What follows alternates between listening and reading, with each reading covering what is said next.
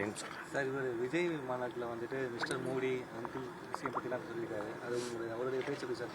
நான் சொன்னேன், அரசியல் முதிர்ச்சி இல்லாத பேச்சு. அதாவது நான் காலையிலே கூட சொல்லியிருந்தேன்,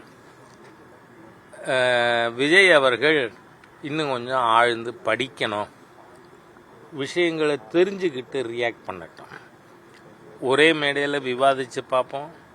திராவிட முன்னேற்ற கழக, காங்கிரஸ், ஐக்கிய முற்போக்கு கூட்டணி 10 ஆண்டுகளில் அவர்கள் தமிழகத்திற்கு அளித்த நிதி மற்றும் ப்ராஜெக்ட்ஸ் அதை விட 3 மடங்கு அதிகமாக மாண்புமிகு பிரதமர் அவர்கள் தலைமையிலான அரசாங்கம் செஞ்சிருக்கு.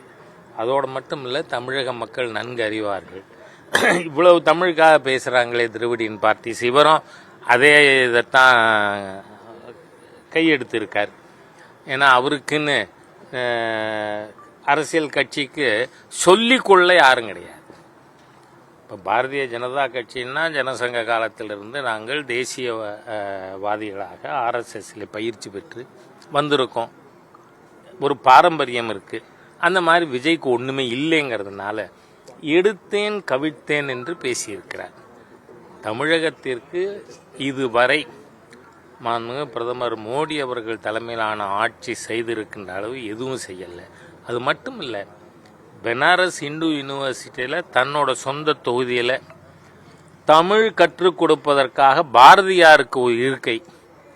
ஆமாம், நீங்கள் மத்திய அரசாங்கத்தில் பங்கு பெற்றீங்களே 2004லேருந்து 24 வரை இங்கே இருக்கிற திராவிடியன் ஸ்டாக்கு தானே, அவங்க ஏதாவது செஞ்சுருக்காங்களா? ஆகவே தமிழக மக்கள் சும்மா சினிமா வசனம் போல் பேசுறது they will not be carried away. அதனால் விஜய் அவர்கள் கொஞ்சம் ஆழ எந்த சப்ஜெக்டையும் படிச்சுட்டு விமர்சனம் பண்ணுங்க. உண்மையான விமர்சனமாக இருந்தால் பதில் அளிக்க நாங்கள் கடமைப்பட்டிருக்கோம். That is the democratic functioning of every political party. அதனால் அவர் ஏதோ கூட்டத்தை பார்த்துட்டு என்னவோ பேசுகிறது மாதிரி பேசிட்டு. தாவேக்காவோட மாநாடு நேற்று வந்து நடந்து முடிஞ்சிருக்கு.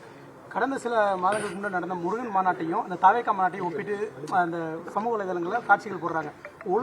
ஒழுங்கினத்திற்கும் ஒழுங்கினம் வகைக்கும் என்ற மாதிரி இந்த சேர்கள் உடைக்கப்பட்டது, அந்த செயல்கள்லாம் காமிக்கிறாங்க அந்த சமூக வலைதளங்களில். நான் என்னோட ஃபேஸ்புக்கிலையும் என்னோட ஃபேஸ்புக்கு பதிவுலையும் எக்ஸ் வலைதளத்துலையும் ஏற்கனவே ஒரு 4 மணி நேரம் முன்னாடியே நான் பதிவு போட்டிருக்கேன். அங்கே எல்லா சேர்களும் அடுக்கி வைக்கப்பட்டு ஒரு குப்பை கூட இல்லாத ஒழுக்கமானவர்கள், தேசபக்தர்கள் எப்படி இருப்பார்கள்ங்கிறதுக்கு ஹிந்து முன்னணி ஏற்பாடு செய்திருந்த அந்த மாநாடு ஒன்று. இன்னொன்று நீங்கள் பார்த்தீங்கன்னா மொத்தம் அந்த ஊடக நண்பர்கள் போடுற பதிவு தான், 10,000த்திற்கும் மேற்பட்ட நாற்காலிகள் நொறுக்கப்பட்டன நேத்திக்கு தாவேக்கா. அதனால் நீங்கள் பார்த்தீங்கன்னா அங்கே பாட்டில் எல்லாம் கீழே செதறி கிடந்தது எல்லாம் நம்ம பார்க்குறோம்.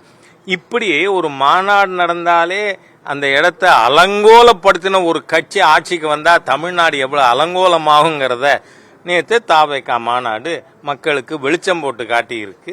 ஆகவே மக்கள் புரிந்து கொள்வார்கள், கட்டுப்பாடானவர்கள், தேசபக்தர்கள் ஆட்சிக்கு வரணும். ஒழுக்கக்கேடானவர்கள் சேரை போட்டு அடித்து நொறுக்கிற இல்லை டாஸ்மாக்கு. அப்போ நான் சாரசாரியாக மக்கள் டாஸ்மாக் போனதை பார்த்தேன் என் கண்ணால். நீங்கள் தான் எல்லாத்தையும் போட்டு மக்களுக்கு வெளிச்சத்தை கொண்டுருங்க, அதுக்கு உங்களுக்கு ஒரு நன்றி. அந்த கட்சியெல்லாம் ஆட்சிக்கு வந்தால் தமிழ்நாடு நொறுங்கி போகும் சாமி. தயவு பண்ணி வேண்டான்னு தமிழக மக்கள் முடிவு பண்ணுவாங்க. நன்றி. ஃப்ரெண்ட் ஆக்கிக்கோங்க. தந்தி டிவியின் சப்ஸ்கிரைபர்ஸ் அண்ட் ஃபாலோவர்ஸ் குடும்பத்தில் நீங்களும் இணையுங்க.